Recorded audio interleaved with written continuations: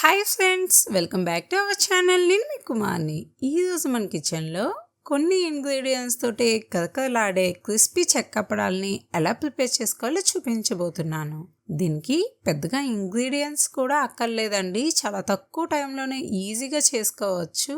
అలాగే పిల్లలు పెద్దలు ప్రతి ఒక్కరు కూడా చాలా ఇష్టంగా తింటారు.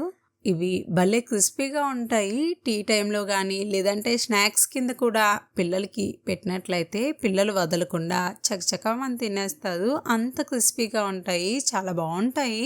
ఇక లేట్ చేయకుండా ఈ చెక్క అప్పడాలని ఎలా ప్రిపేర్ చేసుకోవాలనేది చూసేద్దాం. చూసే ముందు మీరు మన ఛానల్ని ఇప్పుడే చూస్తున్నట్లయితే ప్లీజ్ సబ్స్క్రైబ్ చేసుకొని సపోర్ట్ చేయండి. ముందుగా స్టవ్ మీద ప్యాన్ పెట్టుకొని ఇందులో 2 కప్పుల వరకు వాటర్ని వేసుకోవాలి.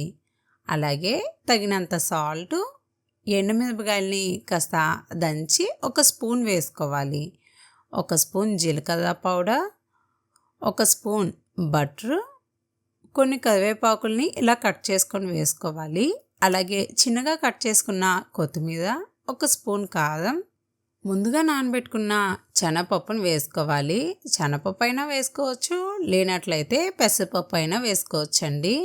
ఈ అప్పడాలు తిన్నప్పుడు ఈ పప్పు తగులుతూ ఉంటాయి కాబట్టి అప్పడాలు టేస్ట్ మరింత టేస్టీగా ఉంటాయి. ఇప్పుడు ఈ అంతా కూడా మరిగాక ఇలా మరిగాక ఇందులో 1 కప్పు బియ్యం పిండిని వేసుకొని బాగా మిక్స్ చేసుకోవాలి.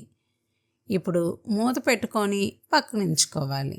చూడండి, ఇది చల్లగా అయిపోయాక ఇప్పుడు దీన్ని చపాతీ ముద్దలాగా బాగా మిక్స్ చేసుకోవాలి. ఒకవేళ మీ చేతి కాలుతుంది అనుకుంటే మటుగా కాస్త చేతి తడి చేసుకొని చపాతీ ముద్దలా చేసుకోవచ్చు.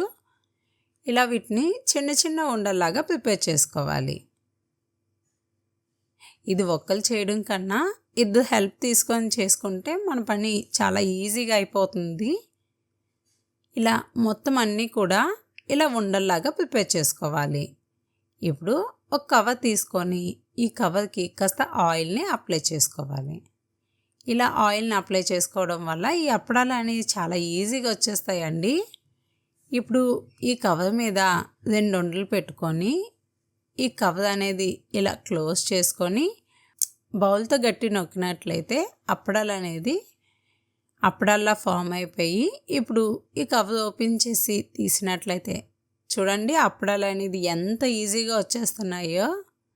అలాగే 2 కాకుండా ఒకేసారి 4 చొప్పున కూడా చేసుకోవచ్చండి. ఇలాగే మొత్తం అన్నీ కూడా ప్రిపేర్ చేసుకోవాలి. ఇలా ప్రిపేర్ చేసుకున్న వీటిని మీడియం హీట్లో ఉన్న ఆయిల్లో ఒక్కొక్కటిగా వేసుకోవాలి. వీటిని 2 వైపులా కూడా చక్కటి కలర్ వచ్చే వరకు కూడా చక్కగా వేపుకోవాలి. అలాగే మిగిలిన కూడా ఇలా అప్పడాలని వేపుకోవాలి. అంతేనండి, బియ్యం పిండితో కరకరలాడే చెక్కప్పడాలు రెడీ అయిపోయి.